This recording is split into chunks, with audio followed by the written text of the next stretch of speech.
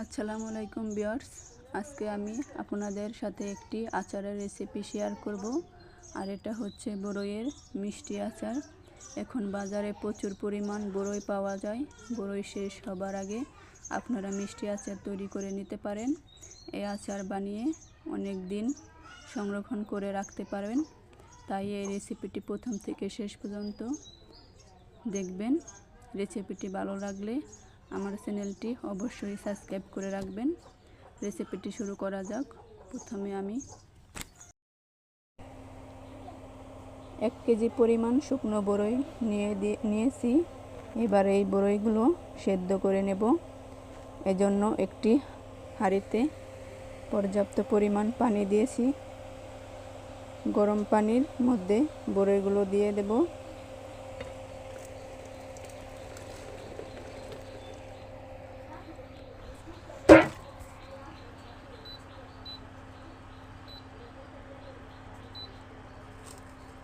এখন দিয়ে দেব লবণ।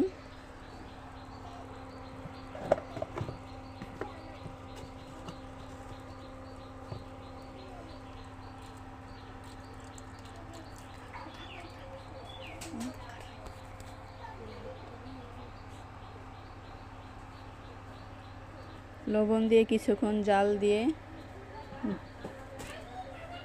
ভালো করে বড়ইটি সেদ্ধ করে নেব।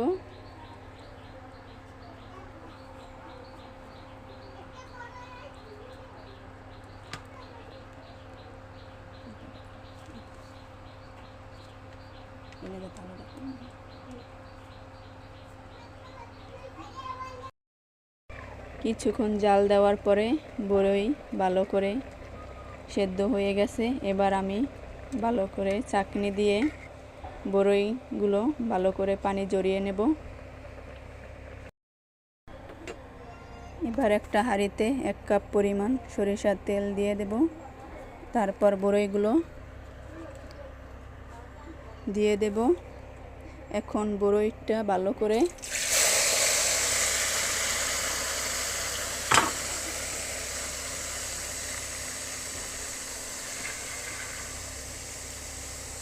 করে তেলের সাথে ভেজে নিতে হবে।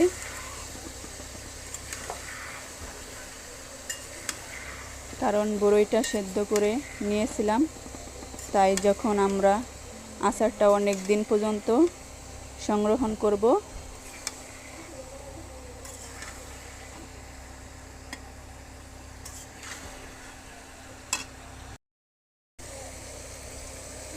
পরে দিয়ে দেব 1 কাপ পরিমাণ চিনি।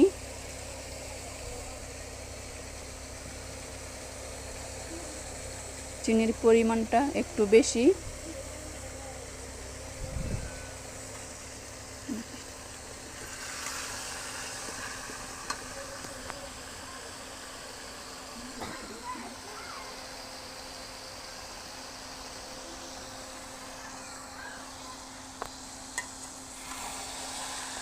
বেশি দেব, যেহেতু এটা বড়ইয়ের মিষ্টি আচার, তাই চিনির পরিমাণটা বেশি দেব। আর আমি এভাবে বড়ইগুলো ভেঙে নেব। ঘন ঘন নাড়তে হবে। তারপর দিয়ে দেব 1 টেবিল পরিমাণ শুকনো মরিচের গুঁড়ো,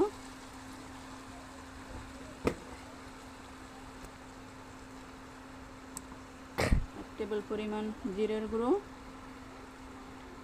দিয়ে দেব।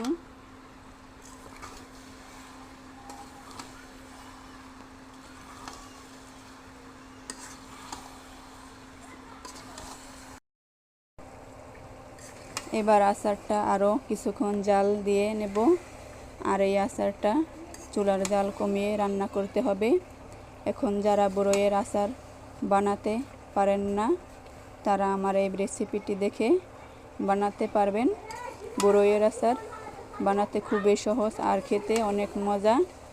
বড়ইয়ের আচার, এই বড়ইয়ের মিষ্টি আচারটা খুবই কম সময় লাগে। আচারের যে পানিটুকু আছে আরও কিছুক্ষণ নেড়ে চেড়ে শুকিয়ে নেব। আমি আর 1 মিনিটের মতো জাল দিয়ে চুলা থেকে নামিয়ে নেব।